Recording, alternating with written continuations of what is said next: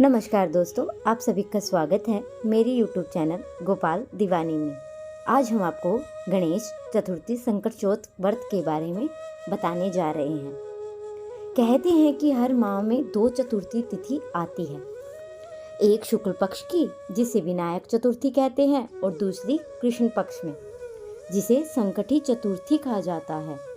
लेकिन सभी माघ मास की संकटी चतुर्थी का विशेष महत्व माना गया है, जिसमें संकट चौथ, संकटा चौथ, तिलकोट चौथ आदि नामों से भी जाना जाता है। संकटी का अर्थ होता है संकटों का हरण करने वाले चतुर्थी। इस व्रत को भगवान गणेश की पूजा की जाती है और महिलाएं अपने पुत्रों की दीर्घायु और खुशहाल जीवन की कामना के लिए यह व्रत विधि विधान से रखती है। इस दिन व्रत रखकर भगवान गणपति की विधि पूर्वक आराधना भी की जाती है तथा उन्हें तिल के लड्डुओं से भोग भी लगाया जाता है। रात में चंद्र दर्शन के बाद इस व्रत को खोला जाता है और रात्रि में चंद्रोदय के बाद चंद्रमा को अर्घ्य देकर व्रत का पारण किया जाता है। चंद्रमा को शहद, रोली, चंदन, मिश्री, दूध से अर्घ देना चाहिए। कुछ स्थानों पर महिलाएं व्रत के बाद सबसे पहले शकरकंद का प्रयोग करती है। ऐसी मान्यता है कि संकट चौथ पर गणपति की पूजा से सारे संकट दूर हो जाते हैं। संकट चौथ का व्रत विशेष रूप से संतान की दीर्घायु और सुख भविष्य की कामना के लिए रखा जाता है।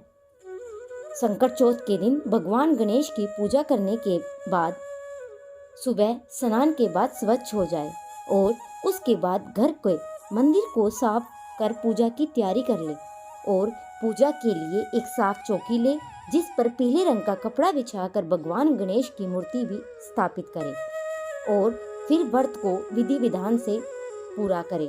और कुछ जगहों पर इस दिन तिल और गुड़ का बकरा बनाकर उसकी बलि दी जाती है। व्रत रखने वाली महिलाएं एक जगह पर एकत्रित होकर गणेश जी की कथा सुनती हैं। ध्यान रखें, बप्पा की पूजा में जल, अक्षत, दुर्वा, लड्डू, पान सुपारी का जरूर प्रयोग करें, लेकिन तुलसी के पत्ते का भूल कर भी इस्तेमाल न करें।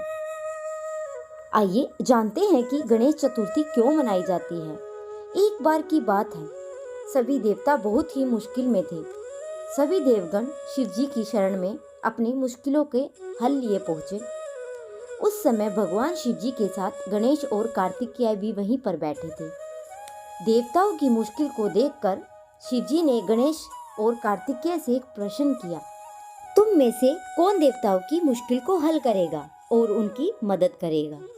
जब दोनों भाई मदद करने के लिए तैयार हो गए तो शिवजी जी ने उनके सामने एक प्रतियोगिता रखी। इस प्रतियोगिता के अनुसार दोनों भाइयों में से जो भी सबसे पहले पृथ्वी की परिक्रमा करके लौटेगा वही देवताओं की मुश्किलों में मदद करेगा। जैसे ही शिवजी जी ने यह बात कही, कार्तिकेय अपनी सवारी मोर पर बैठकर पृथ्वी की परिक्रमा करने चले गए, परंतु गणेश जी वहीं उसी जगह पर खड़े रहे और सोचने लगे वह मूषक की मदद से पूरे पृथ्वी का चक्कर कैसे लगा सकते हैं। उसी समय उनके मन में एक उपाय आया, तो वे अपने पिता और शिवजी माता की पार्वती के पास गए और उनकी 7 बार परिक्रमा करके वापस उसी जगह पर आकर खड़े हो गए। कुछ समय बाद कार्तिकेय पृथ्वी का पूरा चक्कर लगाकर वापस पहुंचे और समय को विजेता कहने लगे। तभी शिवजी ने गणेश जी की ओर देखा और उनसे प्रश्न किया, क्यों गणेश, तुम क्यों पृथ्वी की परिक्रमा करने नहीं गए। तब गणेश जी ने कहा, माता पिता ही तो पूरा संसार होता है, उनमें ही पूरा संसार बसा भी होता है। चाहे मैं पृथ्वी की परिक्रमा करूं या अपने माता पिता की, एक ही बात है। यह सुनकर शिवजी जी बहुत खुश हुए और गणेश जी को सभी देवताओं की मुश्किल दूर करने की आज्ञा दे दी।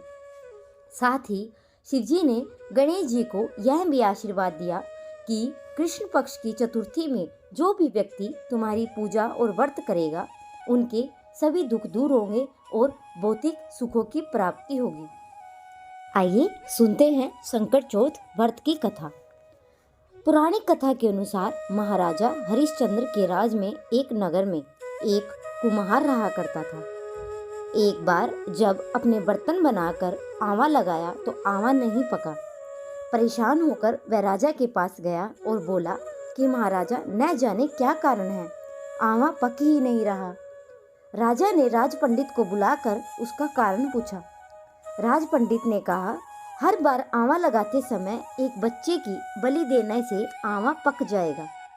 राजा का आदेश हो गया और बलि आरंभ हुई।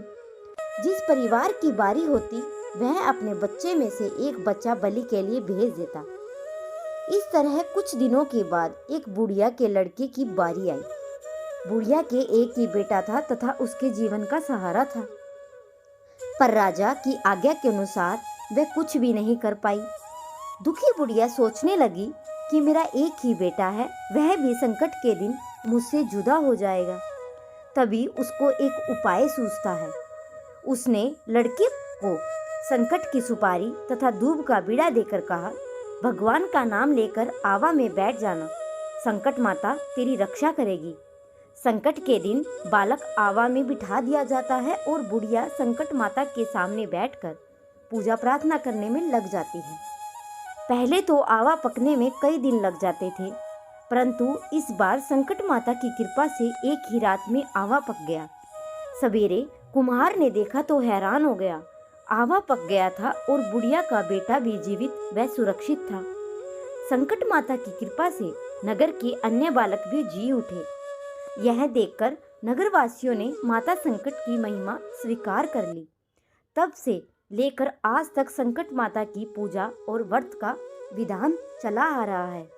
आइए जानते हैं संकट चौथ की दूसरी कथा के बारे में कि कैसे हुआ ये चमत्कार।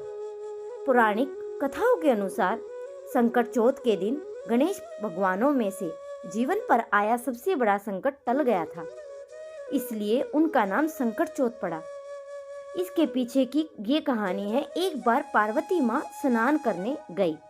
स्नान के घर के बाहर उनको अपने पुत्र गणेश जी को खड़ा कर देती है और रखवाली करने का आदेश देते हुए कहती है, जब तक मैं स्नान कर खुद बाहर न आऊं, किसी को भीतर आने की इजाजत मत देना।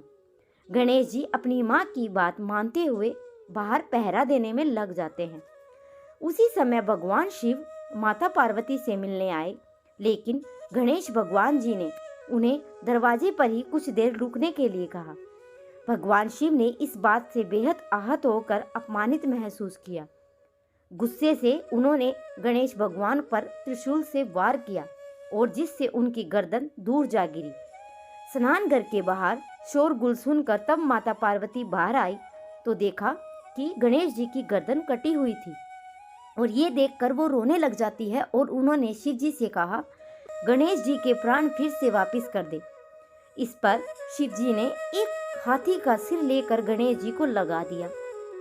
इस तरह से गणेश भगवान को दूसरा जीवन मिला और तभी से गणेश जी की हाथी की तरह सूंड होने लगी। तभी से महिलाएं बच्चों की सलामती के लिए माघ मास में कृष्ण पक्ष की चतुर्थी को गणेश चतुर्थी का व्रत करने लगी। दोस्तों, आप सभी को ये कथा कैसी लगी? अगर कथा अच्छी लगी हो तो सब्सक्राइब करें और वीडियो को लाइक करें और कमेंट में जय श्री गणेश